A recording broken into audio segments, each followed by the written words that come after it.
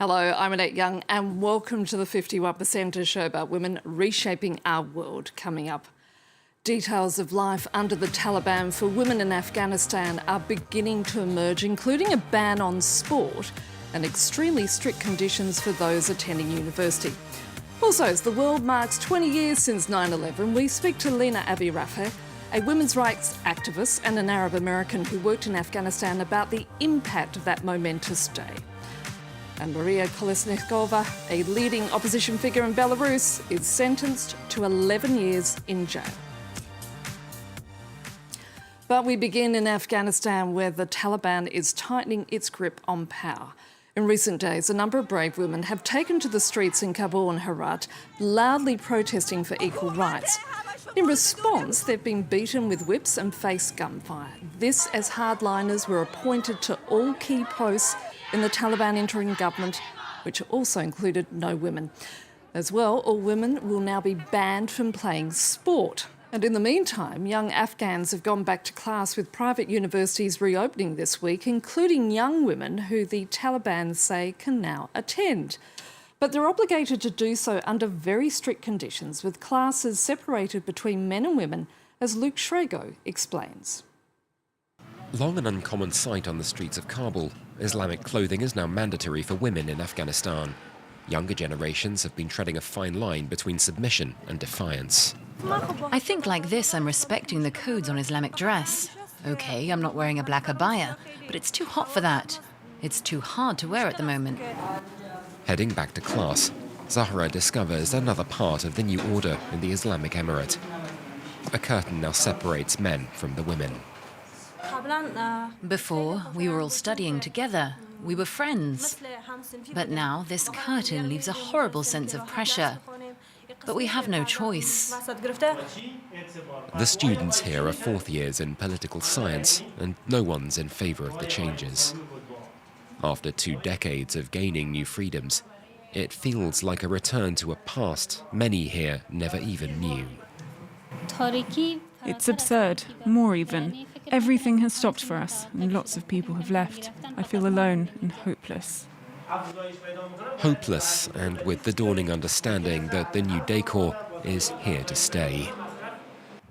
The team went to meet Taliban representatives to find out more about the new rules, though one of the female journalists wasn't initially welcome. She'd received just a single glance throughout the interview. Je vous remercie de me recevoir. Je suis journaliste à la télévision française. A key point of questioning: who would have to punish students who don't respect the new laws? That's for universities to do, for the teachers. They need to respect our decrees, on respect for Islamic dress and on respect for Sharia law. Girls need to understand that it's for their own good. It's left Afghanistan's young preparing for further such decrees and fearing for their future. Now, as we watch events unfold in Afghanistan, this week also the world is marking 20 years since 9/11, those terrorist attacks leading to the US and its allies invading Afghanistan. Among the millions in New York and Washington, D.C. on that fateful day was Lena Abi Rafeh, an Arab American. A women's rights activist, she's currently the executive director of the Arab Institute for Women, based in New York and Lebanon. She's also spent time working in Afghanistan. Lena, thank you so much for your time. First of all, upon hearing that report from Afghanistan, as someone who's worked there as an activist, it must be difficult from afar to watch what women in the country are now confronting. Absolutely. I'm angry for them. And they're disappointed, and rightly so, because they've been let down. All the calls for liberation that we made in 2001 and 2002 when I arrived in Afghanistan have clearly not been met, because look at where we are today, right back to where we started, and in fact, quite possibly worse off for Afghan women. And taking you back to 9/11, where exactly were you on that fateful day? I was in Washington, D.C. I was working at the World Bank. I had just come back from New York, where I used to spend a great deal of time. And because the World Bank is just next to the White House, we were evacuated immediately, first thing that morning. And everybody poured out into the streets. All public transportation stopped, bridges closed. We had absolutely no idea what was happening, nowhere to go, and masses of people stood in the middle of the street in absolute shock. as an Arab American woman, how did life change for you from that point onwards? Well, as a hyphenated person, as an Arab American and as a woman, it was really difficult to balance these two identities. And I suddenly felt like I had to decide. I had to pick one or the other, which is an impossible task. And just being brown, looking different at that moment was extremely polarizing. It was a moment where Islamophobia clearly was very high. There were a lot of tensions. People were uncomfortable, and they took it out on anybody who looked different. And certainly as an Arab American, for Muslim women also who are veiled, it was extremely difficult operating in those early days and continues to be difficult today. Now, in the months following, you headed off to Afghanistan. What prompted you to do that, Lena? Well, I had worked on Afghan women's human rights since 1996 and maintained a keen interest in the country. I'd worked in other countries prior to that, but Afghanistan was really a place that was very dear to my heart. So in 2002, I was able to move and set up the Afghanistan office of an international NGO called Women for Women International. And I stayed in Afghanistan for 4 years. I did my doctoral research on the country. I published a book on my experience, and I remained very keenly interested in Afghan women's rights. And now, unfortunately, it's all come back to us. And what did you take away from that experience? The strength of Afghan women, their perseverance. We talk so much about their resilience, but they're resilient only because they have to be, because we've given them no choice, because we've never properly armed them with the tools and the resources to advocate on their own behalf. What I saw was that Afghan women are extremely strong and articulate and outspoken. They have an incredible voice, but what they don't have is a microphone. So for us, our job really was and should continue to be amplifying their voices, helping them advocate for change, and providing the tools and resources for Afghan women and Afghan feminists on the front lines to lead the charge.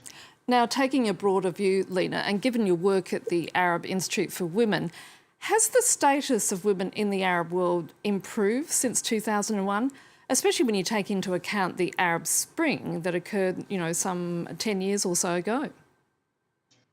There have been some improvements, but they've been met with serious backsliding in terms of women's rights. There is a real backlash. There is a return to a religious fanaticism. There is a lot of contestation of women's rights. This region remains with the widest gender gap in the world. It will take 150 years for the Arab region to achieve equality. We are the farthest behind in terms of economic participation, political participation, and just about every aspect of our rights. So there is a long way to go yet. And certainly in the last 20 years, social media and the rise of education in the Muslim world must have had a positive impact. Absolutely. What I see in the Arab region and now in Afghanistan as well is a young generation of women, of people really, who are leading the charge for change, who are out on the streets, who are protesting, who are objecting, who are very clear about their rights, what they want, and they are making demands. And it is encouraging for me to see that because they have clearly stated that their rights are not a light switch to flick on and off at the whim of whoever is in power, but these are non-negotiable and they are fighting for them. Lena Abi Rafeh, it's been great speaking to you. Thank you so much. Thank you. To Belarus, where opposition leader Maria Kolesnikova has been sentenced to 11 years in jail. She's one of 3 women who have led an uprising against the country's authoritarian leader. Ellen Gainsford takes a look at how she went from being a flute player to one of the country's most recognisable activists. She's helped to spearhead an opposition movement and is set to spend 11 years in prison for her activism. But Maria Kolesnikova doesn't have a background in politics. The 39-year-old has 2 master's degrees in music and worked as a musician and culture club director before stepping into the spotlight for her activism. All the thousands, tens of thousands of people who started supporting us and helped us in heading towards our common goal in the last 2 months, thank you very much. In May 2020, Kolesnikova became Viktor Babarika's campaign manager. 2 months later, he was jailed for corruption and barred from running for the presidency on charges many believe were fabricated. Undeterred, Kaleshnikova joined forces with two other political novices, Svetlana Tikhanovskaya and Veronika Sepkalo, to lead a new opposition campaign. The trio helped inspire the largest anti-government protests in the history of the country, calling for change in Belarus, which has been led by the authoritarian Alexander Lukashenko since 1994. We, Belarusians, have unbelievably difficult work to do because we have to build all the basic democratic instruments that we have not had. Lukashenko has since cracked down on all opposition in the country. Kaleshnikova was arrested last September and driven by the KGB to the border with Ukraine. But she ripped up her passport to avoid being deported, charged with extremism and trying to seize power illegally. Amnesty International has recognized her as a prisoner of conscience. After being sentenced, Kaleshnikova made the heart sign that's become her symbol of protest, defiant despite facing more than a decade in prison. And that's it for now. You can also connect with us via our Facebook page, that of course being France24.51%, or do send us a tweet at _51%. So until our next show, bye for now.